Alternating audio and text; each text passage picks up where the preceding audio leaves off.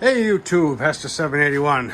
So, I honestly wasn't going to turn the camera on for this, but some people complain when I say that, I could have filmed and didn't. So, here we are. We have my mother-in-law's Craftsman 2800 max PSI 2.3 gallons per minute pressure washer. 163 cc's of screaming power. And she did not take the water out of the pump over the winter. So if you guys already don't know what that means, here in New England, things freeze, and that is exactly what happened here. So let me get this thing flipped up, get you in a stand, and show you how I change a pump. So basically every pressure washer is going to be slightly different, but they're all also going to be very much the same. You're going to have a pump on the bottom or on the side. This happens to be a vertical shaft engine, so it's going to be on the bottom. There's going to be generally three mounting bolts. These happen to be a 7mm hex head, and on the top is a 14mm. 14 or 13? 14 or 13? 13 maybe. There's going to be a nut on the top. Once you undo those three bolts, however, that also holds the engine to the stand. So I've already taken the bolts out, and I'll show you what I do. Pretend I just took the bolts out. I'm going to slide the pump forward ever so slightly and then twist it just like that. And what that's going to do is it's going to let me have access to the holes that are still there. And you can see I put a nut and bolt through that one and a nut and bolt through that one. And you can put a third one on the top, but it's just not as easy to get to, and it's redundant. So now you can pop this off, and the engine will not fall backwards and break something, etc., etc. And just to show you the damage, right there, split right open. I mean, people say, oh, JB Weld and this and that. I've never had luck. If you have, great. I mean, I'm glad for you. I honestly am. I couldn't get it. And they're cheap enough. I think I paid like $50 for this pump. And all right, let's go see if it's the correct pump. Feels like Christmas morning from like your dad's perspective, because you and your dad both didn't know what was going to be in each box. If your mom did all the shopping in your house. Anyway, here it is. So far, so good. Any spare bits and bobs? A little bit of manualage. Let's put them off side by side. It is going to be slightly different, but it should overall be the same. Relief. Oh, that's the unloader valve. I believe that's the unloader valve on this one. Inlet, outlet. Actually looks a little longer on this one, which is nice, unless it's just a optical illusion. Yeah, I don't see any issues. Let's offer it up, see what happens. So I'm not going to take the bolts out just yet.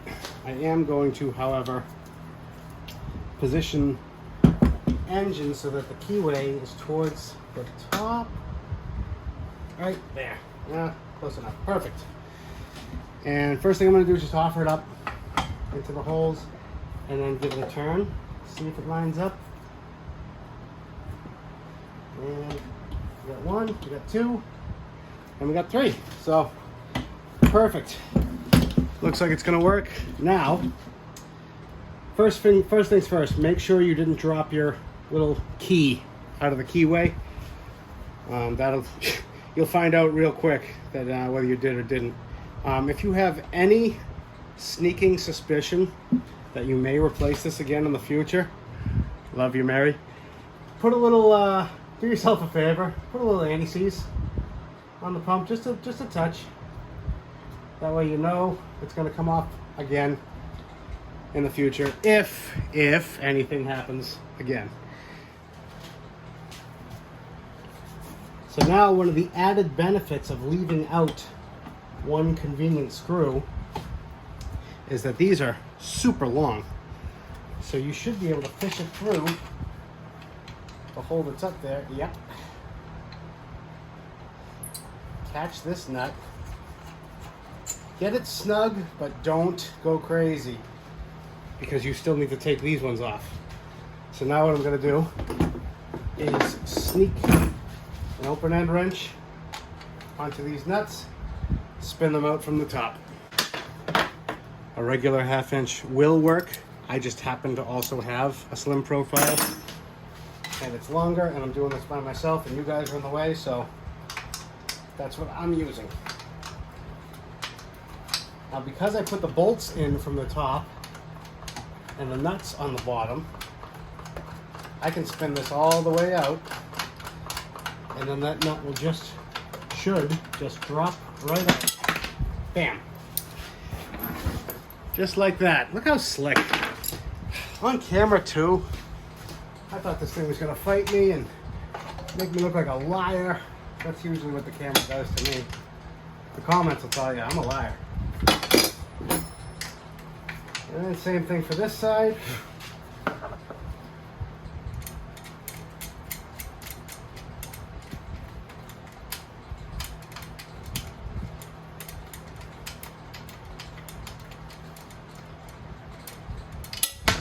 Done. See? Listen to Uncle Hester. He'll teach you a couple tricks. Now, shove your bolts back in. Obviously, you don't have to do it leaning back. You can do it, straight up and down on the driveway. I happen to have a bad back, so I have to do it on the cart. And it's much easier to film if I do it up like this. Do whatever way it feels better for you folks. I've seen people ratchet strap the engine down to the frame. Anything that works, works. All right.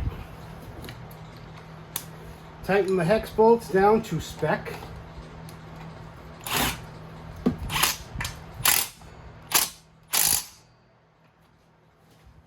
You hear that? That was the spec.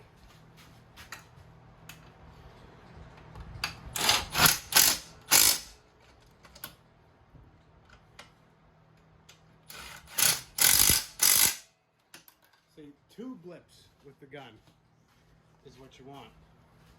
1's not enough, and 3, you're gonna strip it. So, done and done.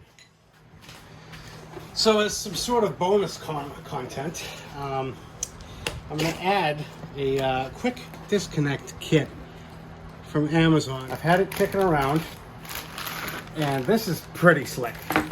The worst part, in my opinion, of hooking up a pressure washer is literally the hoses.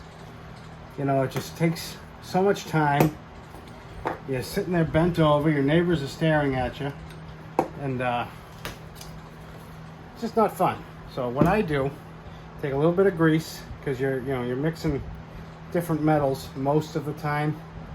I know this looks like brass to brass, but trust me, when it corrodes, you're going to be glad you did. Spin that on there. And if you've done it right, it'll look something like this. So, basically, you're going to hook this end onto your hose. You're going to come over here, click, bam. Now you are hooked up to your pressure washer. As far as this end, you're going to screw this end, this brass piece, into your she got a new pressure washer hose, and you're going to quick connect that in. The other end, you're going to quick connect right to this piece, which you screw onto your pressure washer wand. So it has literally taken all of the screwing out of pressure washing. And it even comes with an extra set to attach your hose to the house, which is kind of redundant, but it's good to put that on like a sprayer, and then you never have to change out this bit from the end of your hose. You know what's next, right? All right, gonna show you in real time exactly how fast you can hook this thing up now. I already have one of these on my hose. So you just go 1, 2, and that's the extent of the bending, which is the worst part of pressure washing in my opinion. And then obviously 3rd, you would hook up there. But first I'm gonna purge the water, or sorry, the air out of the hose and the pump.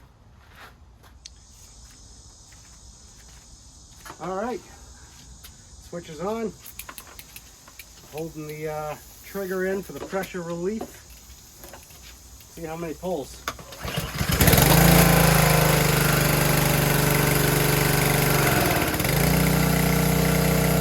And there we go.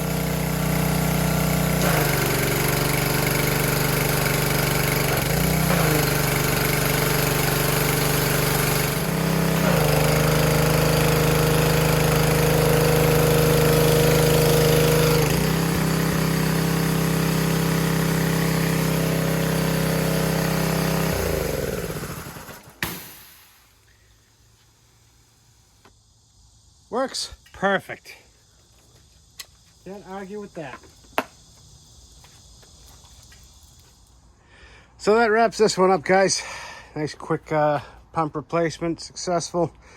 Hope you guys enjoyed it. Catch you on the next one. Bye.